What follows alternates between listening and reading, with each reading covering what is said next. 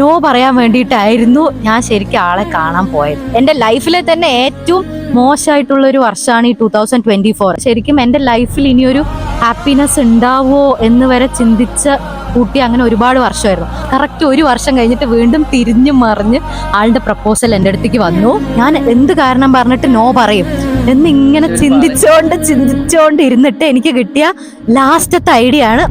Hello, അപ്പോ ആദിചന്ദ് സ്നാക്സിന്റെ പുതിയ വീഡിയോയിലേക്ക് എല്ലാവർക്കും സ്വാഗതം. സോ ഗൈസ്, അപ്പോ നിങ്ങൾ ഇന്ന് തമ്പനെയിലിൽ കണ്ടതുപോലെ ഞങ്ങളുടെ സ്റ്റോറി റിവീലിംഗ് വീഡിയോ ആണ് അല്ലെ, അതിനുവേണ്ടി ഞാൻ കഷ്ടപ്പെട്ട് കൊണ്ട് പിടിച്ചു വന്ന് ഇരുത്തിയിരിക്കുകയാണ്. സോ അപ്പൊ നമുക്ക് let's get into the video.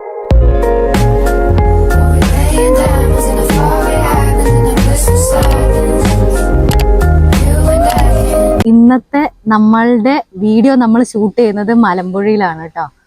മലമ്പുഴയിൽ വന്നപ്പോ കുഴപ്പമില്ല, നല്ലൊരു ആംബിയൻസ്. അപ്പൊ എന്നാ പിന്നെ സ്റ്റോറി ഇവിടെ തന്നെ പറയാതെ അല്ലേ? യെസ്. അപ്പൊ നമ്മൾ അങ്ങനെ, കാരണം എന്താന്ന് വെച്ചാൽ നമ്മളിപ്പോ ഓൾറെഡി എനിക്ക് തോന്നുന്നു 4 മാസമായി. ഈ 4 മാസത്ത് നമ്മൾ എന്ത് വീഡിയോ ഇട്ട് കഴിഞ്ഞാലും അതിന്റെ അടിയിലുള്ള കമന്റ്സ് ആണ്. ഞാൻ കമന്റ്സ് ഓൾറെഡി എടുത്തു വെച്ചിട്ടുണ്ട്. ഏത് വീഡിയോന്റെ അടിയിലുള്ള കമന്റ്സ് ആണ്, നിങ്ങൾ ലവ് മാരേജ് ആണോ, എത്ര നാളായി ഈ റിലേഷൻഷിപ്പ് തുടങ്ങിയിട്ട്. അതിൽ ഏറ്റവും ഇഷ്ടപ്പെട്ട ഒരു കമന്റ് ആണ്, പാലക്കാട് കസിന്റെ വീട്ടിൽ പോയിട്ടാണോ ചേട്ടനെ കണ്ടുമുട്ടിയെന്നൊക്കെ. അപ്പൊ അത്രയും ചിന്തിച്ച് ഫുൾ ക്വസ്റ്റ്യൻസ്. അറേഞ്ച് മാരേജ് ആണോ എന്ന് ആരും ചോദിച്ചിട്ടില്ല, ഫുൾ ലവ് മാരേജ് ആണോ, അതെങ്ങനെയാ അവർക്ക് അങ്ങനെ അറിയണത്? അറിയില്ല, അത് നമ്മളൊന്നും പറഞ്ഞിട്ടില്ല. പക്ഷെ നമ്മുടെ കമന്റ്സിൽ അങ്ങനെയൊക്കെ വരുന്നുണ്ടായിരുന്നു. പക്ഷെ അപ്പൊ നമ്മൾ വിചാരിച്ചു, നമ്മൾ ഓൾറെഡി നേരത്തെ ഈ വീഡിയോ ഷൂട്ട് ചെയ്യാൻ പ്ലാൻ ചെയ്തതാണ്. പക്ഷെ ആള് വരാത്തത് കൊണ്ട് നമ്മൾ വൈകിച്ച് അങ്ങനെ ഇന്ന് അവസാനം നമ്മളുടെ സ്റ്റോറി റിവീൽ ചെയ്യാന്ന് വിചാരിച്ചു. ആൾക്ക് ഇപ്പം റീൽസ് ഒക്കെ എടുക്കുന്നത് കുഴപ്പമില്ല, പിന്നെ ഞാൻ പിടിച്ച് വലിച്ചിട്ട് കൊണ്ടുവരും. പക്ഷെ സംസാരിക്കുക ഭയങ്കര മടിയാണ്, വോയിസ് ഒക്കെ ഇത്തിരി സീനാണ്. പക്ഷെ നമ്മൾ സ്റ്റോറിക്ക് പറയാൻ എന്തായാലും ആള് വേണ്ടേ അല്ലേ? അതുകൊണ്ട് അങ്ങനെ ഇരുത്തിയതാണ്. അപ്പം എങ്ങനെയാ ഇതിന്റെ ഒരു അവസ്ഥ? ഞാൻ ശരിക്കും ആളിനെ കാണാൻ പോണത് തന്നെ ശരിക്കും ഒരു എന്താ പറയാ, നോ പറയാൻ വേണ്ടിയിട്ടായിരുന്നു ഞാൻ ശരിക്കും ആളെ കാണാൻ പോയത്. ഓക്കെ, പക്ഷെ പിന്നെ അവിടെ നിന്നായിരുന്നു എല്ലാം തുടക്കം. നമുക്ക് അങ്ങനെ ഒരു സ്റ്റാർട്ടിങ് പറയാനാണെങ്കിൽ ഒരു 2024 ഡിസംബർ ടൈമാണ്. ഈ 2024 എന്ന് പറയുന്നത് എനിക്ക് ജനുവരി മുതൽ ആ ഒരു വർഷം എൻ്റെ ലൈഫിൽ ഏറ്റവും വേഴ്സ്റ്റ് ആയിട്ടുള്ള ഒരു ടൈമാണ്. എൻ്റെ ലൈഫിലെ തന്നെ ഏറ്റവും മോശമായിട്ടുള്ള ഒരു വർഷമാണ് ഈ 2024. അപ്പൊ അച്ഛൻ്റെ ഓൾറെഡി നമ്മൾ ആ ഒരു ജനുവരിയിലായിരുന്നു. അപ്പൊ അതിനുശേഷം മുതൽ നമുക്ക് ശരിക്കും എൻ്റെ ലൈഫിൽ ഇനിയൊരു ഹാപ്പിനെസ് ഉണ്ടാവോ എന്ന് വരെ ചിന്തിച്ച കൂട്ടി അങ്ങനെ ഒരുപാട് വർഷമായിരുന്നു. അപ്പൊ അങ്ങനെ പോയി ജനുവരിയിൽ അച്ഛൻ്റെ ഇത് കഴിഞ്ഞ് ഒരു ഡിസംബർ 1 ഇയർ കഴിഞ്ഞ് ഡിസംബർ ആകുമ്പോഴാണ് ശരിക്കും ഏട്ടന്റെ ഒരു പ്രപ്പോസല് എനിക്ക് വരുന്നത്. പക്ഷേ ഉണ്ടല്ലോ, നമ്മൾ ജനുവരി 1 അതായത് 2024 ജനുവരി 2 ഒരു ഇൻട്രസ്റ്റ് വന്നിട്ടുണ്ടായിരുന്നു മാട്രിമോണിയിൽ. അത് നിങ്ങൾ അയച്ചാണോ? ഓർമ്മയില്ല. എനിക്കൊരു ഇൻട്രസ്റ്റ് വന്നിട്ടുണ്ടായിരുന്നു ജനുവരി 2, 2024. ആ ടൈമിൽ അച്ഛൻ ഹോസ്പിറ്റലിൽ വയ്യാണ്ടായിട്ട് നമ്മൾ കിടക്കായിരുന്നു. അപ്പൊ ഒരു ഇൻട്രസ്റ്റ് നിങ്ങളുടെ വന്നു. ഇല്ല, എനിക്കത് ഓർമ്മയില്ല. ഒന്നാമത് ഞാൻ അപ്പം എനിക്ക് കല്യാണമേ ഇപ്പൊ വേണ്ടാന്നുള്ളൊരു മൈൻഡ് ആയിരുന്നു. മാട്രിമോണി അക്കൗണ്ട് എന്റെ കയ്യിലായിരുന്നു. സോ ഞാൻ ഇങ്ങനെ കണ്ടിട്ടില്ല, ശ്രദ്ധിച്ചിട്ടില്ല എന്നാണ് എന്റെ ഒരു ഊഹം. സോ അപ്പൊ നമ്മൾ അങ്ങനെ ശ്രദ്ധിച്ചില്ല. ഇവിടെ പറയുന്നത് ഞാൻ അയച്ചു എന്നാണ് പറയുന്നത്. എനിക്ക് അയച്ചിട്ടുണ്ട്, ആക്ച്വലി ഞാൻ അയച്ചിട്ടുണ്ട്. പക്ഷെ ആരയച്ചപ്പോ എന്റെ അക്കൗണ്ട് ഹാൻഡിൽ ചെയ്യുന്നത് അമ്മ ഹാൻഡിൽ ചെയ്യുന്നുണ്ട്, ഞാൻ ഹാൻഡിൽ ചെയ്യുന്നു. ചിലപ്പോൾ ഞാൻ ഓഫീസിൽ ഫ്രണ്ട്സ് നോക്കും, കുട്ടികളെ നോക്കാൻ വേണ്ടിട്ട് അങ്ങനെയൊക്കെ നോക്കും. അപ്പൊ ആരാ ഇൻട്രസ്റ്റ് അയച്ചത് എനിക്ക് സത്യമായിട്ട് ഇവിടെ ഇതിനു മുമ്പ് എന്റെ ജീവിതത്തിൽ കണ്ട ഓർമ്മയില്ല. സോഷ്യൽ മീഡിയയില്, വ്ളോഗിലോ ഇൻസ്റ്റാഗ്രാമിലോ ഒന്നും എന്നെ കണ്ടിട്ടില്ലല്ലോ. ആരെയും കസിൻസിനെ ആരെയും കണ്ട ഓർമ്മ പോലും എനിക്കില്ല. ഒരാളിനെയും എപ്പോഴോ കണ്ടിട്ടുണ്ട് നമ്മൾ നോട്ടീസ് ചെയ്യില്ലേ, അതുപോലെ ആരെയും കണ്ടു അങ്ങനെ ഞാൻ കണ്ട ഓർമ്മയില്ല. അങ്ങനെ ജനുവരി 2, 2024 എനിക്കൊരു ഇൻട്രസ്റ്റ് വന്നു. നമ്മളത് മൈൻഡ് ചെയ്തിട്ടില്ല. പക്ഷെ നമ്മൾ ആ ജനുവരി 2025 ജനുവരി 5 നമ്മൾ പെണ്ണ് കാണാൻ വന്നത്. കറക്റ്റ് ഒരു വർഷം കഴിഞ്ഞിട്ട് വീണ്ടും തിരിഞ്ഞു മറിഞ്ഞ് ആളുടെ പ്രപ്പോസൽ എൻ്റെ അടുത്തേക്ക് വന്നു. പ്രപ്പോസൽ വരുന്നത് ഡിസംബറിലാണ് തോന്നുന്നു. ഡിസംബർ ഒരു 4, 5 അങ്ങനെ എന്തോ ആണ്. ഞാനപ്പോ രാത്രിയിലായിരുന്നു, നോർത്ത് ഇന്ത്യൻ ട്രിപ്പായിരുന്നു സംഭവം. ആദ്യം മാട്രിമോണിയൊക്കെ ആണെങ്കിൽ എന്റെ കയ്യിലായിരുന്നു ഫുള്ള് പരിപാടികൾ. അപ്പൊ ഞാൻ അതിനെയൊക്കെ ഒഴിവാക്കിക്കൊണ്ടിരിക്കും. അപ്പൊ അങ്ങനെ ആ ഒരു വർഷത്തോളം പ്രപ്പോസൽസ് ഒക്കെ ഞാൻ ഒഴിവാക്കിക്കൊണ്ടിരുന്നു. പക്ഷേ ഇത് അൺഒഫീഷ്യൽ ആയിട്ട് അമ്മയുടെ കയ്യിലായിരുന്നു നേരെ ഏട്ടന്റെ പ്രപ്പോസൽ വന്ന് പെട്ടത്. 1 ഇയറിന് ശേഷം വീണ്ടും ആ പ്രപ്പോസൽ അമ്മയുടെ എത്തിയപ്പോ അമ്മയ്ക്ക് ഭയങ്കര ആളിനെ പറ്റിയാണെങ്കിലും ഫാമിലിനെ പറ്റിയൊക്കെ ആണെങ്കിലും എല്ലാം മാരേജ് ബ്രോക്കർ ത്രൂ ഒഫീഷ്യലി ആണ്. ഞങ്ങൾ അറേഞ്ച് മാരേജ് ആണ് ഇപ്പൊ പറയുന്നത്. അതെ, കൺഫേം ചെയ്തു. അറേഞ്ച് മാരേജ് അല്ല, നമ്മൾ കംപ്ലീറ്റ്ലി ലവ് മാരേജ് അല്ല, നമ്മൾ കംപ്ലീറ്റ്ലി അറേഞ്ച് മാരേജ് ആണ്. അങ്ങനെ പ്രപ്പോസൽ അമ്മയുടെ കയ്യിൽ എത്തി. അമ്മയ്ക്ക് ഭയങ്കര ഇഷ്ടമായി. വീട്ടുകാരെല്ലാം കൊണ്ട് നോക്കിയപ്പോ കുഴപ്പമൊന്നുമില്ല. പിന്നെ കൺവിൻസ് ചെയ്തു, അമ്മ ഓക്കെയാണ്. അപ്പം അങ്ങനെ അപ്പൊ നമുക്ക് ഈ വന്ന ബ്രോക്കർ എന്ത് ചെയ്തു, ആളുടെ മാട്രിമോണി ഐഡിയും കൂടെ തന്നിട്ടുണ്ടായിരുന്നു. നോക്ക് എന്ന് പറഞ്ഞിട്ട്. Actually, ഇവര് ബ്രോക്കറിന്റെ കൊടുത്തിട്ടില്ല ആക്ച്വലി. ഇല്ല. യെസ്, ആ ഒരു സ്റ്റോറി അത് അയ്യോ ഞങ്ങൾക്ക് മിസ്റ്റീരിയസ് ആയിട്ടാണ് തോന്നുന്നത്. ഒരു എങ്ങനെയാന്ന് അറിയില്ല. ശരിക്കും ബ്രോക്കർ വന്നത് എങ്ങനെയാന്ന് പോലും നമുക്കറിയാം. നമ്മൾ ഇന്നേ വരെ ബ്രോക്കർ ആ ഒരു ഇതൊന്നും നമ്മൾ ആർക്കും കൊടുത്തിട്ടില്ല, ഒന്നുമില്ല. അപ്പൊ ഒരു ഇന്ന പോലെ ഒരാൾ വിളിക്കുന്നു, ഇങ്ങനെ ബ്രോക്കറാണ്, നമ്മൾ വീട്ടിലോട്ട് വരട്ടെ എന്ന് പറഞ്ഞു. അപ്പൊ ഞങ്ങൾ പരമാവധി അതിനെ അവോയ്ഡ് ചെയ്യാൻ നോക്കി. കാരണം മാട്രിമോണിയെ നമ്മളിപ്പോ നോക്കുന്നൊന്നുമില്ല, വേണ്ടാന്നൊക്കെയായിരുന്നു എന്റെ മൈൻഡിൽ. അപ്പൊ അമ്മ പറഞ്ഞു, ഇങ്ങനെ ഒരാൾ വന്നിട്ട് 1-2 പ്രപ്പോസൽ തന്നാൽ അതെന്തായാലും ഇഷ്ടപ്പെടില്ല, അതുകൊണ്ട് വേണ്ട എന്ന് പറഞ്ഞിട്ട് നമ്മൾ മാക്സിമം ആളെ ഒഴിവാക്കാൻ നോക്കി. പക്ഷെ ആള് എന്നിട്ടും എങ്ങനെയൊക്കെയോ തപ്പിപ്പിടിച്ച് നമ്മളുടെ വീട്ടിൽ വന്നിട്ട് മാരേജ് ഫംഗ്ഷൻ ആണ് ആൾക്ക് ചന്തുവിന്റെ ഏതോ ചെറിയച്ഛനോ ആരോ ആണ് കൊടുത്തു പറഞ്ഞിട്ടാണ് ആള് വന്നത്. കോയിൻസിഡൻസ്ലി അവിടെ പോയി ചന്തുവിന്റെ വീട്ടിൽ പോയി എന്തോ ആദ്യമായിട്ട് കൊടുത്ത കുറിപ്പ് പ്രപ്പോസലാണ്. അത് ആൾക്ക് നമ്മുടെ നമ്പർ എങ്ങനെ കിട്ടിയെന്ന് അറിയില്ല, എങ്ങനെയാ അത് ഇവിടെ എത്തിയെന്ന് അറിയില്ല. അങ്ങനെ ഒരാളിനെ നമുക്ക് പരിചയമില്ല. ഒരു ദിവസം അയാൾ വരുന്നു, ആൾക്ക് വേറെ എവിടെന്നോ നമ്മുടെ നമ്പർ കിട്ടിയെന്ന് പറയുന്നു, വീട്ടിൽ വരുന്നു, ഒറ്റ പ്രപ്പോസൽ കൊണ്ടുവന്നു, ആൾ എന്നിട്ട് സംസാരിച്ചു. അമ്മ കൺവിൻസ് ആയി. എന്റെ അടുത്ത് പറഞ്ഞപ്പോ ഞാൻ പറഞ്ഞു, എനിക്കൊരു 20 വയസ്സ് പറയണില്ല, എനിക്ക് 2-3 കൊല്ലം കഴിഞ്ഞിട്ട് എന്നെ നോക്കുന്നുള്ളൂ. പിന്നെ എനിക്കിങ്ങനെ ഈ വീഡിയോസും പരിപാടിയും ഒക്കെ ചെയ്യുന്നതുകൊണ്ട് അതൊക്കെ അക്സെപ്റ്റ് ചെയ്യുന്ന ഒരാളായിരിക്കണം, അങ്ങനെയൊക്കെ എനിക്ക് ഭയങ്കര ഒരു ഇതുണ്ടായിരുന്നു. അപ്പൊ അതൊക്കെ പറഞ്ഞ് ഒഴിവാക്കാൻ നോക്കി. അപ്പൊ ആള് പറഞ്ഞു, ഈ ഒരു പ്രപ്പോസൽ ഒന്ന് നോക്കി നോക്ക്, പുള്ളിക്കാരന് ഇതുപോലെ വീഡിയോസ് ഒക്കെ ഇഷ്ടമാണെന്ന്, എടുക്കും, സപ്പോർട്ട് ചെയ്യും, അങ്ങനെയൊക്കെയാണ് പറഞ്ഞത്. അപ്പൊ അമ്മയ്ക്ക് കുറച്ചും കൂടെ ഒരു ഇൻട്രസ്റ്റ് ആയി. അപ്പം പിന്നെ ആള് നമുക്ക് മാട്രിമോണി ഐഡിയും കൂടെ നമുക്ക് തന്നു. അപ്പൊ അത് തന്നപ്പം ഓൾറെഡി നമുക്ക് അതിൽ മെസ്സേജ് അയക്കാൻ പറ്റുന്ന ഒരു ഓപ്ഷൻ ഉണ്ടായിരുന്നു. അപ്പൊ അതെടുത്ത് നോക്കുമ്പോഴാണ് ശരിക്കും ആളുടെ ഇൻട്രസ്റ്റ് ഈ ജനുവരി 2-ാം തീയതി 2024, 1 വർഷം മുന്നേ തന്നിട്ടുണ്ട് നമ്മൾ അറിയുന്നത്. അപ്പൊ എന്ത് ചെയ്തു, അമ്മ പറഞ്ഞു, നീ എന്നാ ജസ്റ്റ് അതിലൊരു മെസ്സേജ് അയച്ചിട്ട് നമ്മളുടെ നമ്പറും കൂടെ കൊടുത്തിട്ട്. അപ്പൊ ഞാൻ അതിൽ ഐ ആം ഇൻട്രസ്റ്റഡ് എന്ന് പറഞ്ഞിട്ട് അമ്മയുടെ നമ്പർ കൊടുത്തു. ശരി, ഏതോ ഒരു കടയില് പോയിട്ട് ഇൻട്രസ്റ്റഡ് കോണ്ടാക്ട്. അത് അത്ര ഇൻട്രസ്റ്റ് ഒന്നുമില്ല. അമ്മ പറയുന്ന interested contact to this number എന്ന് പറഞ്ഞിട്ട് അമ്മയുടെ നമ്പർ കൊടുത്തു. എനിക്ക് ഇങ്ങനെ നമ്പർ വന്നു. ഞാനപ്പോ അവിടെയായിരുന്നു. അപ്പൊ എന്റെ ഫ്രണ്ട്സ് ഒക്കെ ഉണ്ട്. ഞാനപ്പോ ഇങ്ങനെ ഇൻട്രസ്റ്റ് വന്നിട്ടുണ്ട് പറഞ്ഞിട്ട് ഞാൻ അമ്മയ്ക്കും ജസ്റ്റ് നമ്പർ ഫോർവേഡ് ചെയ്തു. നമ്മ ഇങ്ങനെ വിളിക്കും, ഇൻട്രസ്റ്റ് വന്നിട്ടുണ്ട്. ഞാനപ്പോ അത് കെയർ ചെയ്യുന്നില്ല. ഞാൻ ഇങ്ങനെ വന്നു പറഞ്ഞു. അപ്പോഴാണ് പറഞ്ഞത്, ഈ ബ്രോക്കർ ഓൾറെഡി വീട്ടിൽ വന്നിട്ട് നമുക്ക് ഇത് കൊടുത്തിട്ടുണ്ട്. മാട്രിമോണിന്ന് വന്ന സെയിം സാധനം തന്നെ ബ്രോക്കറും കൊണ്ടുവന്നു. അതെ, കൊണ്ടുവന്നിട്ടുണ്ട്. അപ്പൊ ഇങ്ങനെ കുറിപ്പൊക്കെ നോക്കാം, കൊടുക്കുകയാണെന്നൊക്കെ പറഞ്ഞു. പിന്നെ എന്റെ അടുത്ത പ്രതീക്ഷ കുറിപ്പിലായിരുന്നേ. കാരണം എന്താന്ന് വെച്ചാൽ നമ്മള് ഹിന്ദുക്കാർക്ക് ഈ ജാതകം ഇതൊക്കെ വിശ്വാസമുള്ളവർക്ക് ഇത് വലിയ കാര്യമാണല്ലോ. അപ്പം എനിക്കൊരു പ്രതീക്ഷ ഉണ്ടായിരുന്നു. കാരണം ഇങ്ങനെ ഈ കുറിപ്പും പരിപാടിയൊക്കെ നോക്കുന്ന സമയത്ത് സ്വാഭാവികമായിട്ടും ചേരില്ല. അപ്പൊ പിന്നെ ആ വഴി അങ്ങനെ ഇതേപോലെ കുറിപ്പൊന്നും ചേരാണ്ട് ആളെങ്ങനെ ആ പേരിൽ കുറെ ഒഴിഞ്ഞു മാറി പോയതാണ്. അപ്പൊ ഏട്ടന്റെ വന്നപ്പോഴും ഇതെന്തായാലും ചേരാനൊന്നും പോണില്ലാന്ന് പറഞ്ഞിട്ട് എനിക്ക് അത്ര ഇതൊന്നും ഉണ്ടായിരുന്നില്ല. പക്ഷെ ട്വിസ്റ്റഡ് ആയിട്ട് വീണ്ടും ആ ഒരു സാധനം ചേർന്നു. എന്നിട്ട് അവിടെ നിന്ന് വിളിച്ചു പറഞ്ഞതാ.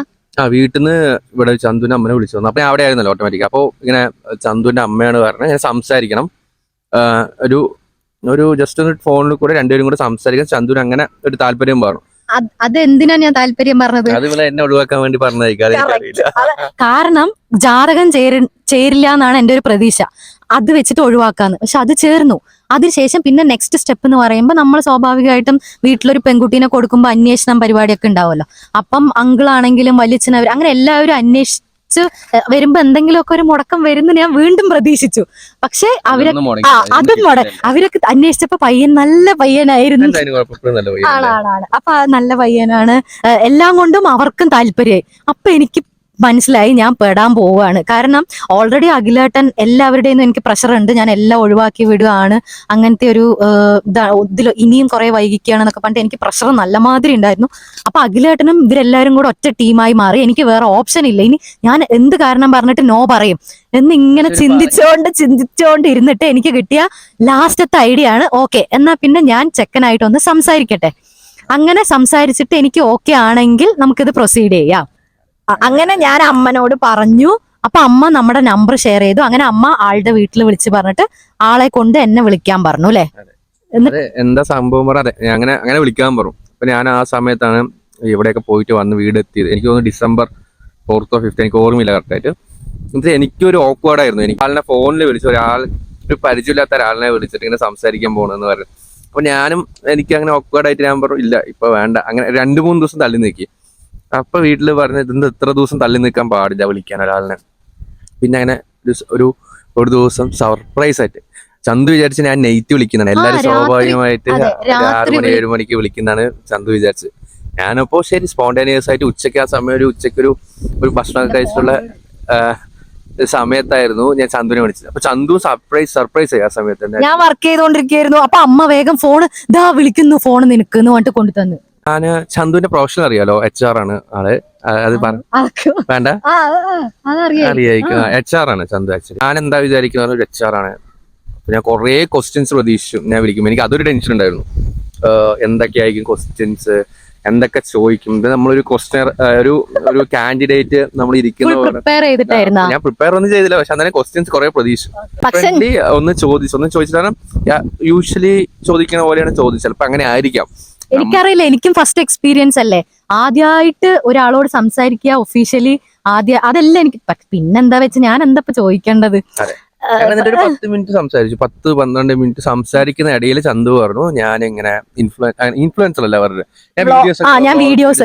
പിന്നെ എന്റെ അടുത്ത അടവാണ് ഗൈസ്, ഞാൻ ഇങ്ങനെ വ്ളോഗ് ചെയ്യും. അതുകൊണ്ട് ഞാൻ ആളുടെ അടുത്ത് പറഞ്ഞു ഒരു വ്ളോഗ് അല്ല വീഡിയോസ് ഇടുമ്പോ. അപ്പോഴെനിക്ക് അറിയില്ല ഇവിടെ ഇങ്ങനെ ഒരു യൂട്യൂബർ ആണെന്നോ അങ്ങനെയൊന്നും എനിക്കറിയില്ല. ഇത്രയും ഫോളോവേഴ്സ് ഉള്ള ഒരാളാണെന്നൊന്നും എനിക്കറിയില്ല സത്യം പറയാനാ. ഞാനപ്പോ ആണോ ഓക്കെ എല്ലാരും ഇപ്പോ വീഡിയോസ് ഇടുന്നുണ്ടല്ലോ ഇതും അങ്ങനെ ആയിരിക്കാതെ ഞാൻ വിചാരിച്ചു. എന്നിട്ട് ശരിയാ നിങ്ങൾ യൂട്യൂബിന്റെ ഇത് അമ്മന്റെ വാട്സാപ്പിലേക്ക് ഫോർവേഡ് ചെയ്യാൻ പോകും. അതൊക്കെ കഴിഞ്ഞ് ഞങ്ങൾ സംസാരിച്ചൊക്കെ അതിന് ഫോർവേഡ് ഒക്കെ ചെയ്തു. Instagram ID YouTube ID എന്തോ ഫോർവേഡ് ഇൻസ്റ്റാഗ്രാമും അയച്ചു, യൂട്യൂബ് ലിങ്കും ഞാൻ കൊടുത്തു. ഞാനപ്പോ പഠിപ്പിച്ചു വിട്ടു. ഞാനത് കഴിഞ്ഞിട്ട് എന്റെ ഫോൺ കോൾ ഒക്കെ കഴിഞ്ഞിട്ട് ഞാൻ ജസ്റ്റ് ഇങ്ങനെ എടുത്ത് നോക്കുമ്പോൾ യൂട്യൂബിൽ 1 മില്യൺ ഫോളോവേഴ്സും ഇൻസ്റ്റാഗ്രാമിൽ 170-150. ഞാൻ ഒന്നും നോക്കില്ല, അപ്പൊ തന്നെ ക്ലോസ് ആക്കിയിട്ട് ഞാൻ അങ്ങനെ അമ്മ ഇത് നടക്കില്ല കേട്ടാ പറഞ്ഞു. ഞാൻ അങ്ങനെ എനിക്ക് വേറെ കാര്യങ്ങൾ എന്റെ ഓഫീസ് കാര്യങ്ങളിലേക്ക് ഞാൻ ഭയങ്കര ജാടയാണ് വിചാരിച്ച. സ്വാഭാവികമായി യൂട്യൂബിലും അതൊക്കെ നമുക്ക് എന്തായാലും അറിയാലോ ഇങ്ങനെ ഇതാകില്ല, ഇത് നടക്കില്ല അമ്മ അങ്ങനെ പറഞ്ഞു. ഞാൻ സിമ്പിൾ ആയിട്ട് അത് പിന്നെ ഞാൻ ഓർത്തില്ല. ഞാൻ അമ്മയുടെ അടുത്ത് ഇത് നടക്കില്ല പറഞ്ഞു. ഞാൻ അങ്ങനെ അതിന്റെ ഓഫീസ് കാര്യങ്ങളിലൊക്കെ തിരക്കായി. അതിന്റെ ഒരു ദിവസം കഴിഞ്ഞിട്ട് ഇങ്ങനെ ഒരു ദിവസം അമ്മ ഞാൻ ഓഫീസിൽ ഇരിക്കുമ്പോൾ അമ്മ വിളിച്ചു. അവർക്ക് ഇൻട്രസ്റ്റഡ് ആണ്, അവർക്ക് കുഴപ്പമില്ല പറഞ്ഞു, ഇനി ഒന്ന് മീറ്റ് ചെയ്യണം എന്ന് പറഞ്ഞു. മീറ്റ് ചെയ്യാൻ ഡേറ്റ് പോലെ പുറത്തെവിടെയും വെച്ച് ഒന്ന് കാണണം, നീ അവളും കൂടെ ഒന്ന് കാണണം എന്നാണ് പറയുന്നത്. ഞാൻ അപ്പോഴും ചോദിച്ചു ശരിക്കും അതങ്ങനെയാ കുഴപ്പമില്ല അങ്ങനെയാ, എന്നാ ശരി നമുക്ക് മീറ്റ് ചെയ്യാൻ പറഞ്ഞിട്ട് വന്നു. അത് കഴിഞ്ഞിട്ടാണ് ട്വിസ്റ്റ്. ആക്ച്വലി ഞങ്ങളുടെ കല്യാണം അങ്ങനെയായിരിക്കും നടക്കാൻ ആയത്. ചന്തുവിന്റെ അമ്മ പറഞ്ഞു ഇവരിങ്ങനെ യൂട്യൂബൊക്കെ അയച്ചു കൊടുത്തപ്പോ മോനൊന്നും അഭിപ്രായം ഒന്നും പറഞ്ഞില്ലല്ലോ എന്ന് ചന്തുവിന്റെ അമ്മ പറഞ്ഞു. എന്റെ അമ്മയാണ് ഇതിന്റെ ഇടയിൽ കയറിയിട്ട് കളിച്ചിരിക്കുന്നത്, എന്നെ എങ്ങനെയും ഒന്ന് പെടുത്തി വിടാൻ. അങ്ങനെ ആയിരിക്കും അമ്മ അഭിപ്രായം ഒന്ന് ചോദിച്ചു. അപ്പൊ എന്റെ വീട്ടിൽ നമ്മ പറഞ്ഞു എടാ എന്താണ് എനിക്ക് അതൊക്കെ അയച്ചത്, എനിക്ക് അഭിപ്രായം കുട്ടീൻ്റെ അടുത്ത് പറഞ്ഞൂടെ. നിങ്ങളുടെ അമ്മ ഒരു സൈഡിൽ നിന്ന് ഇങ്ങനെ പറഞ്ഞുകൊണ്ടിരിക്കണം. അപ്പൊ എനിക്കൊരു ചമ്മല്. ഇപ്പൊ നമ്മൾ പോയിട്ട് അവളുടെ ഇൻസ്റ്റാഗ്രാമിൽ കയറിയിട്ട് ഒരു മെസ്സേജ് അയക്കുമ്പോൾ എന്നെ ഒരു കോഴിയായി കണ്ടാലോ എന്നൊരു ടെൻഷൻ ഉണ്ടായിരുന്നു, ഒരു ചമ്മലും ഉണ്ടായിരുന്നു. ഞാനിങ്ങനെ കുറേ ആലോചിച്ച് ഒരു ദിവസം എടുത്തു അതങ്ങനെ മെസ്സേജ് അയക്കണോ വേണ്ട. ചിലവരൊക്കെ അയക്കും, പക്ഷെ എനിക്ക് എന്തോ അൺകംഫർട്ടബിൾ ആയിട്ട് ഞാൻ തോന്നി. ഞാനപ്പോൾ ഇങ്ങനെ കുറെ ആലോചിച്ച് ശരി ധൈര്യം മേടിച്ചിട്ട് ഞാൻ വന്നിട്ട് രാവിലെ എനിക്ക് തോന്നുന്നു 7 മണിക്ക് എന്തോ ആണ് തോന്നുന്നു. 7 ഞാൻ പറയാം. അതിന് ഡിസംബർ 13 എനിക്കൊരു ഹായ് മെസ്സേജ് വന്നു. ആ മെസ്സേജ് ഉച്ചയ്ക്ക് ആയിരുന്നു എനിക്ക് ഇൻസ്റ്റാഗ്രാമിൽ വന്നത്. അപ്പൊ അന്ന് നമ്മളുടെ ഡാമിൽ ഉത്സവം നടക്കുകയാണ്. അപ്പം സ്വാഭാവികമായിട്ട് എനിക്ക് അന്ന് വർക്കും ഉണ്ട്, പിന്നെ കല്ലും ഉണ്ട്, ആഗും ഉണ്ട്, അങ്ങനെ അപ്പൊ അപ്പൊ ഞാൻ പറഞ്ഞു ഫസ്റ്റ് ഇപ്പൊ എന്റെ ഫ്രണ്ട്സിനൊക്കെ അയക്കി പറഞ്ഞു. ഉച്ചക്കല്ല ഹായ് അയച്ചു, എനിക്കത് ഓർമ്മയില്ല ആക്ച്വലി. അപ്പൊ ഞാൻ പറഞ്ഞു അപ്പൊ ശരി അയക്കാം. അപ്പൊ എനിക്കൊരു ധൈര്യം ഉണ്ടാവും. അയച്ച് അതിന് ഹായ് അങ്ങനെ എന്തോ അയച്ചു, ഹായ് മാത്രം ഒരു ഹായ് അയച്ചു. 10 മിനിറ്റ് ഇരുന്നു. എനിക്ക് അങ്ങനെ എന്തോ പോലെ നീ കോയിന്ന് വിചാരിക്കും അയച്ചത് മോശമായോ പറഞ്ഞിട്ട് ഞാൻ അപ്പൊ തന്നെ ആ സാധനം ഡിലീറ്റ് ചെയ്തിട്ട് ഞാൻ മിണ്ടാണ്ട് ഒരു ദിവസം സുഖമായിട്ടിരുന്നു, എനിക്കറിയാത്ത പോലെ. ഇനി പറയട്ടെ. അപ്പൊ അങ്ങനെ എനിക്കൊരു ഹായ് മെസ്സേജ് ഉച്ചയ്ക്ക് വന്നു. ഞാൻ അന്ന് വർക്ക് തീർക്കാനുള്ള ഇതില് വേഗം എനിക്ക് നോട്ടിഫിക്കേഷൻ ഹായ് വന്നതേ ഞാൻ കണ്ടായിരുന്നു. അപ്പൊ തന്നെ ഞാൻ അമ്മയോട് പറഞ്ഞു അമ്മ വൈഷ്ണവ് ഇത് ഹായ് ഇട്ടിരിക്കണോന്ന് പറഞ്ഞു. പിന്നെ നമ്മൾ കുറച്ച് ജാടയും കൂടെ ഇടണല്ലോ, അപ്പൊ തന്നെ നമ്മൾ റിപ്ലൈ കൊടുക്കാൻ പാടില്ല ഒന്നാമത്.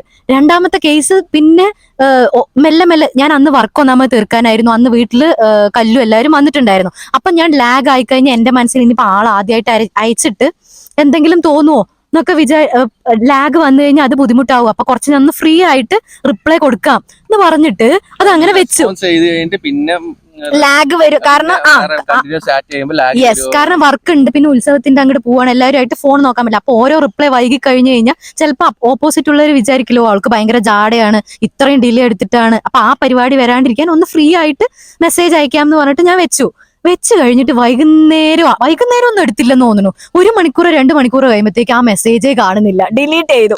അത് കഴിഞ്ഞത് വൈകിട്ട് അങ്കിള് വന്നപ്പം ഞാൻ ഇങ്ങനെ പറഞ്ഞു, അങ്കിളെ ഇത് ശരിയാവും തോന്നില്ല, 1 മണിക്കൂറിന് റിപ്ലൈ വരാത്ത മുന്നൊക്കെ ഡിലീറ്റ് ചെയ്തിരിക്കണം. അപ്പൊ അത്രയും വിചാരമാണ്, ഇത് എന്താണിത് നമ്മളൊന്നും അയക്കാണ്ടാവുമ്പോഴത്തേക്ക് അങ്ങനെ കളയുന്നത്. അത് ഞാൻ അമ്മയോടും പറഞ്ഞപ്പോഴത്തേക്ക് അമ്മ പറഞ്ഞു, നിനക്ക് അഹങ്കാരമാണ്, ഞാൻ പറഞ്ഞിട്ടാണ് അവര് ഹായൊക്കെ അയച്ചത്, നീ അല്ലേ പറഞ്ഞ് പരിചയപ്പെടണം, അങ്ങനെ എങ്ങനെയൊക്കെ ആണെന്ന് പറഞ്ഞിട്ട്. അഹങ്കാരി അല്ല, അത് ഞാൻ റിപ്ലൈ കൊടുക്കാത്തതിന് എന്റെ അഹങ്കാരമാണ്, അങ്ങനെയാണ് ഇങ്ങനെയാണെന്നൊക്കെ പറഞ്ഞിട്ട് കുറെ പറഞ്ഞു. ഞാൻ എന്നിട്ട് രാത്രി എല്ലാവരും വന്നപ്പോ ഞാൻ വീണ്ടും ചോദിച്ചു, എന്താ ചെയ്യേണ്ടത്, മെസ്സേജ് ഇടണോ? പിന്നെ എനിക്ക് അങ്ങോട്ട് ഇനി ഒരു മെസ്സേജ് ഇടാൻ മടി. അപ്പൊ അങ്ങനെ ഞാൻ പിന്നെ മെസ്സേജ് ഇട്ടില്ല. അങ്ങനെ ആ ഒരു ദിവസം പോയി, വെള്ളിയാഴ്ച പോയി. അതിനുശേഷം ശനിയാഴ്ചയായി. സാറ്റർഡേ എത്തിയപ്പം ഞാൻ അഖിലേട്ടന്റെ വീട്ടിൽ പോയി. അപ്പം സാറ്റർഡേ രാത്രി ഞാനും അഖിലേട്ടനും കല്ലുമൊക്കെ കൂടി. അപ്പഴേക്കും ഞങ്ങള് അമ്മമാര് സംസാരിച്ച് ഇന്നൊരു ഡേറ്റിൽ നമുക്ക് കാണാന്നൊക്കെ പറഞ്ഞു വെച്ചിട്ടുണ്ടായിരുന്നു അല്ലേ? ഇല്ല, അടുത്ത ലെവലിലേക്ക് പ്രൊസീഡ് ചെയ്യാന്ന് കൺഫേം ചെയ്തിട്ടുണ്ടായിരുന്നു. ഇല്ല, ആണ് നമ്മൾ താല്പര്യം ഉണ്ട്, നെക്സ്റ്റ് മീറ്റപ്പ് ആണ്. അത് സമയം പറയാന്ന് അങ്ങനെയാ പറഞ്ഞിരിക്കുന്നത്. ശരി. അതെനിക്ക് അപ്പം അതെനിക്ക് ആയിരിക്കണം. പക്ഷെ പിറ്റേ ദിവസം എന്നിട്ട് ശനിയാഴ്ച രാത്രി ആയപ്പം ഞാനും അഖിലേട്ടനും കല്ലുമൊക്കെ കൂടി ഇരുന്നപ്പം അവരാണ് എൻ്റെ അടുത്ത്, നീ ഒരു ഹായ് അങ്ങോട്ട് ഇടുന്ന് പറഞ്ഞത്. പിന്നെ മനസ്സോടുകൂടി ഞാൻ അങ്ങനെ ഒരു 11 മണിക്ക് ഞാനൊരു ഹായ് അയച്ചു. ആ ഹായ് അയച്ചു. ഹായ് 11 മണിക്ക് അയച്ചപ്പം ആള് പിന്നെ ഓൺലൈനിലേ ഇല്ല, ഒരു മെസ്സേജ് പോലും വരുന്നില്ല. പിന്നെ ഞാനത് ഡിലീറ്റ് ചെയ്യാൻ വിചാരിച്ചു. ആളും അത് കണ്ടു. എന്നിട്ട് ആള് റിപ്ലൈ തന്നില്ല. ആള് റിപ്ലൈ തരുന്നപ്പോ വീണ്ടും ഞായറാഴ്ച രാവിലെ. ഞാൻ ഒന്നും അറിയാത്തവരായിരുന്നു കൊടുത്തു. ഇവിടെ ഇങ്ങോട്ടേക്ക് ഫസ്റ്റ് അതെ, ആള് ഞാൻ ഹായ് അയച്ചപ്പോ ഞാൻ അങ്ങോട്ട് അയക്കുന്ന ടോണില് ഹായ് എന്നൊക്കെ. അപ്പൊ ഞാൻ പറഞ്ഞു, ഞാൻ ഇങ്ങനെ മെസ്സേജ് കണ്ടായിരുന്നു, പക്ഷെ റിപ്ലൈ തരാൻ പോകുമ്പോഴത്തേക്ക് ഡിലീറ്റ് ചെയ്തിരിക്കുന്നു, കാണുന്നില്ല. അപ്പൊ ചമ്മി നാറിയില്ലേ? അപ്പൊ ഞാൻ എന്താ പറഞ്ഞ ചമ്മി നാറി. ഞാൻ പറഞ്ഞു, മാമനോടൊന്നും തോന്നല്ലേ, ഇങ്ങനെ കോഴിയായിരിക്കും വിചാരിച്ച കാരണം ഞാൻ ഡിലീറ്റ് ചെയ്തു. ആള് പിന്നെ ഭയങ്കര സംസാരമാണ് കേട്ടോ. ഞാനാണെങ്കിൽ മീൻസ് നമ്മുടെ വൈബാണെന്ന് എനിക്ക് മനസ്സിലായി. അതായത് നമ്മൾ എന്താണ് ഫ്രീ ആയിട്ട്, പിന്നെ ഞാനും ഒക്കെ ഒരു പരിചയമില്ലാത്ത ഒരാളോട് നമ്മൾ സംസാരിക്കുകയാണല്ലോ. പക്ഷെ അങ്ങനെയൊന്നും തോന്നിയില്ല. പക്ഷെ എന്നാലും എന്റെ മെയിൻ ഉദ്ദേശം പറയുന്നത് ഇത് എങ്ങനെയും മുടക്കുക എന്നുള്ള പരിപാടിയാണ്. അങ്ങനെ എപ്പോഴും ഫ്രീ ആയിട്ട് സംസാരിക്കുന്നത് എനിക്ക് അപ്പൊ തന്നെ തോന്നിയ നല്ല കമ്പനിയാണ് കുട്ടി. അങ്ങനെ പറഞ്ഞിട്ട് അങ്ങനെ ഒരാഴ്ച സംസാരിച്ചു. ഞങ്ങൾ ഒരാഴ്ച സംസാരിച്ചിട്ട് എന്തായിരുന്നു സംസാരിച്ചത്? ഒരാഴ്ചന്റെ നമ്മള് മെയിൻ ആയി പറയുന്നത് ഇങ്ങനെ കഥ പറയും, ഇവലിനെ കുറിച്ച് പറയും, കസിൻസിനെ കുറിച്ച് പറയും, ഇവരുടെ പ്രൊഫഷണൽ ലൈഫ് പറയും, യൂട്യൂബ് ലൈഫ് ഒക്കെ പറയും. അപ്പൊ ഇതിലെന്തെങ്കിലും നമുക്ക് എന്തെങ്കിലും ആപ്റ്റായിട്ട് നമ്മുടെ ജീവിതത്തിൽ നടന്ന കാര്യം പറയാൻ പോകുന്ന ഇങ്ങനെ ഒരു കഥ പറയും. ഞാനിങ്ങനെ ഒരു 2 വാക്ക് പറഞ്ഞിട്ട് ഇവള് വേറെ അങ്ങനെ ആ ടോപ്പിക്ക് വേറെ എന്തെങ്കിലും മാറ്റി വിളിച്ചാൽ എന്റെ ഉദ്ദേശം എന്താ വെച്ചാൽ എങ്ങനെയാലും ഇത് മുടക്കണം. എനിക്ക് ആളുടെ കാര്യങ്ങൾ ഒന്നും അറിയണ്ട, എന്റെ കാര്യങ്ങളൊക്കെ പറഞ്ഞ് വീഡിയോ എടുക്കുകയാണെന്നൊക്കെ പറഞ്ഞ് പേടിപ്പിച്ചിട്ട് അങ്ങനെ ഓട്ടിക്കാനുള്ള പരിപാടിയാണ് എന്റെ ലക്ഷ്യം. എന്നിട്ട് ഞാൻ പറയുന്ന എല്ലാം കേട്ടുകൊണ്ടിരിക്കും ഗൈസ്, ഒന്നും കുഴപ്പമില്ല. അപ്പം ഞാൻ ശരിക്കും പറഞ്ഞ ആളിന് പരമാവധി ഒഴിവാക്കാൻ ഞാൻ കുറെ ഡയലോഗ് അടിക്കും. ആൾ അതെല്ലാം കേട്ടിട്ട് ഓക്കെ കുഴപ്പമില്ല, ഞാൻ ഇങ്ങനെ വ്ളോഗറാണ്, അങ്ങനെയാണ്. മെയിൻ എന്താണ് എന്റെ മെയിൻ? അതെ, മെയിൻ പറയും. എന്റെ മെയിൻ ഇത് പറഞ്ഞാൽ യൂട്യൂബാണ്. മെയിൻ എന്റെ ജോലി സെക്കൻഡറി ആണ്. എന്റെ മെയിൻ ആയിട്ടുള്ള എനിക്ക് ഇഷ്ടപ്പെട്ടത് വ്ളോഗർ ആണെന്നാണ്. ഈ കഥ ഞാൻ പിന്നെ പറയാം. യൂട്യൂബറിനെ കല്യാണം കഴിച്ചാൽ ഇങ്ങനെയാകുമോ എന്നൊന്നും ഞാൻ ഇപ്പൊ പുതിയൊരു സിനിമ ഇറങ്ങി, എന്താണ് പ്രിൻസ്. അതിപ്പോ കാണുമ്പോൾ ഇങ്ങനെയൊക്കെ ഉണ്ടാകുന്നത് മനസ്സിലായത്. പക്ഷെ ഞാൻ അങ്ങനെ ഒന്നും വിചാരിച്ചു. ഞങ്ങൾ ഫ്രീ ആയി സംസാരിച്ചു, 1 വീക്ക് സംസാരിച്ചു. 1 വീക്ക് സംസാരിച്ച് കഴിഞ്ഞിട്ട് അപ്പൊ എനിക്ക് ഓക്കെ, കുട്ടി നല്ല ഒരു നമുക്ക് സംസാരിക്കാനും ഇതിനും എല്ലാത്തിനും സപ്പോർട്ട് ചെയ്ത കുട്ടിയാണ്. എനിക്ക് അപ്പൊ തന്നെ മനസ്സിലായി. അത് കഴിഞ്ഞിട്ട് അപ്പഴേക്കും ഇവള് പാരലായിട്ട് പിന്നെ ഒരിക്കൽ കൂടെ അന്വേഷിച്ചു തോന്നുന്നു അല്ലേ? ഇല്ല, സൈഡിൽ കൂടെ അന്വേഷണം അങ്കിളുടെ സൈഡിൽ നിന്ന് പോകുന്നുണ്ട്. ഇങ്ങനെ മുടക്കാനാണ് ഇവൾ അപ്പോഴും ക്രിമിനൽ ആയിട്ട് ആലോചിച്ചു. അല്ല, അപ്പൊ ഞാൻ അങ്കിളുടെ അടുത്ത് പറഞ്ഞു, അങ്കിളെ ആള് മെസ്സേജ് ഒക്കെ അയക്കുന്നുണ്ട്, അപ്പം നിങ്ങൾ ഒന്നുകൂടെ ഒന്നുകൂടെ ഡീറ്റെയിൽ ആയിട്ട് ഒന്നുകൂടെ അന്വേഷിക്കുക. അപ്പൊ പിന്നെ കാണാൻ പോകുമ്പോ നമുക്ക് അത് വേണ്ടല്ലോ, അങ്ങനെ ഒഴിവാക്കാലോ എന്നൊക്കെ പറഞ്ഞു. അങ്കിള് വീണ്ടും അന്വേഷിച്ചു, ഒരു കുഴപ്പമില്ല, നല്ല നാട്ടിലും വീട്ടിലെല്ലാം നല്ലൊരു കുട്ടിയാണ് എന്ന് പറഞ്ഞാൽ സത്യം തന്നെയാണ്. പിന്നെ അത് കഴിഞ്ഞിട്ട് അങ്ങനെ ഒരു ഇത് വന്നു കഴിഞ്ഞു. ഞങ്ങൾ കാണാൻ പോയി. ഞാനും ആദ്യം കൂടിയിട്ടാണ് കാണാൻ പോണത്. അവിടെ ഏട്ടനും നോട്ട് ദ പോയിന്റ്, അവിടുന്ന് ഏട്ടനും അമ്മയും കൂടിയിട്ടാണ് ഞാൻ എന്താണ് മുടക്കാന്ന് ഞാൻ പറഞ്ഞു. നമുക്ക് നമ്മളങ്ങനെ നമ്മളൊരു കുട്ടീനെ കാണാൻ പോകും. അപ്പൊ എനിക്ക് ഓക്കെ ആയിരുന്നു സത്യം പറഞ്ഞാൽ. എനിക്ക് കാണേണ്ട ആവശ്യം അങ്ങനെ ഇല്ല എനിക്ക്. ആക്ച്വലി എന്താ പറയാ, സംസാരമൊക്കെ നമ്മൾ ഓൾറെഡി കേട്ടതാണ്. ഒരു ഫോർമലായിട്ട് കാണാൻ പോണ ആളിങ്ങനെ വന്നു, കാറിൽ നിന്ന് ഇങ്ങനെ ഇറങ്ങി. എനിക്കിപ്പോഴും ഓർമ്മയുണ്ട്, ഒരു റെഡ് കാർ, ആളുടെ റെഡ് കാറായിരുന്നു. റെഡ് കാറിൽ ഞാൻ എങ്ങനെയാണ്, നമ്മളൊരു ബോയ്സിനെ നമ്മൾ ശ്രദ്ധിക്കുമ്പോൾ പ്രത്യേകം ബോയ്സ് ഈ ബ്ലാക്ക് ഷർട്ട് ഇട്ടിട്ട് വന്നു കഴിഞ്ഞാൽ ഭയങ്കര ഒരു പ്രത്യേക ഒരു ഇതാണ്, അത് ഗേൾസിന് മനസ്സിലാവുമായിരിക്കും. അപ്പൊ ഞാൻ പക്ഷെ ഇങ്ങനെ മനസ്സിൽ വിചാരിച്ചായിരുന്നു, ആളുടെ ഓൾറെഡി റെഡ് കാറാണെന്ന് ഞാൻ ഇൻസ്റ്റാഗ്രാമിൽ പോസ്റ്റും കാര്യങ്ങളൊക്കെ കണ്ടപ്പോൾ മനസ്സിലായി. അപ്പൊ ഞാൻ വിചാരിച്ചു റെഡ് കാറിൽ ബ്ലാക്ക് ഷർട്ടും ഗ്ലാസ് ഒക്കെ വെച്ചിട്ട് വരികയാണെങ്കിൽ അടിപൊളി ആയിരിക്കും ഞാൻ മനസ്സിൽ വിചാരിച്ചു. ഞാൻ പറഞ്ഞിട്ടില്ല കഥ. അപ്പം ഞാൻ ഇങ്ങനെ സ്ട്രെസ്സിലിരിക്കുകയാണ്, കൈയൊക്കെ വിറച്ചിട്ട് വന്നാ പറ എന്നൊക്കെ പറഞ്ഞിട്ട് നമുക്ക് ഇങ്ങനെ ഇരിക്കുകയാണ്. ആൾ കാറിൽ നിന്ന് ഇങ്ങനെ ബ്ലാക്ക് ഷർട്ടൊക്കെ ഇട്ട് ഇറങ്ങിയതും ഞാൻ ഫ്ലാറ്റ് ആയിപ്പോയി. അടിവയറ്റില് മറ്റേ സാധനം നസ്രെ പറയുന്ന സാധനം നമുക്ക് ഇഷ്ടമുള്ള ആളെ കാണുമ്പം ഈ അടിവയറ്റിൽ മഞ്ഞ് വീണ പോലത്തെ ഒരു സുഖം ഉണ്ടാവും പറയണേ. പക്ഷെ നമ്മളുടെ ഇതിന്ന് പതറാൻ പാടില്ലല്ലോ. നമ്മൾ വന്ന സാധനം അതന്നെയല്ല, മുടക്കണം. ഓക്കെ, എന്നിട്ട് ആള് വന്നിട്ട് നമ്മൾ സംസാരിക്കാനിരുന്നു. അങ്ങനെ നമ്മൾ സംസാരിച്ചു. പ്രത്യേകിച്ച് ഒന്നും സംസാരിച്ചില്ല, രണ്ടാളും ടെൻസ്ഡ് ആണ്.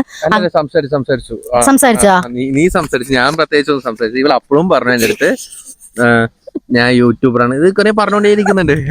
അലാറം അടിക്കണ പോലെ ഓരോ 10 സെക്കൻഡിലും നമ്മൾ സ്നൂസ് ചെയ്ത് വിട്ടാൽ അലാറം അടിക്കില്ല. അതുപോലെ ഇങ്ങനെ ഞാൻ ഒരു കയ്യബദ്ധം നാറ്റിക്കരുത്. അല്ല കുഴപ്പമില്ല, അമ്മന്റെ അടുത്തും പറഞ്ഞു അല്ലേ. ഞാൻ എന്നിട്ട് നെക്സ്റ്റ് അമ്മന്റെ അടുത്ത് ഒരു അടവിട്ടു. അമ്മ ഞാൻ വീഡിയോസും കാര്യങ്ങളൊക്കെ ചെയ്യും. അതായത് ഏട്ടന്റെ അമ്മയും വന്നിട്ടുണ്ട്. അപ്പൊ അമ്മനോടും അമ്മ ഞാൻ വീഡിയോസും ഒക്കെ എടുക്കും, അമ്മയ്ക്ക് കുഴപ്പമുണ്ടോ പ്രശ്നമുണ്ടോ? അപ്പം പ്രശ്നമൊന്നുമില്ല. അമ്മയും ഇല്ല, എനിക്ക് കണ്ടു കഴിഞ്ഞപ്പോ ഓക്കെ ആയി.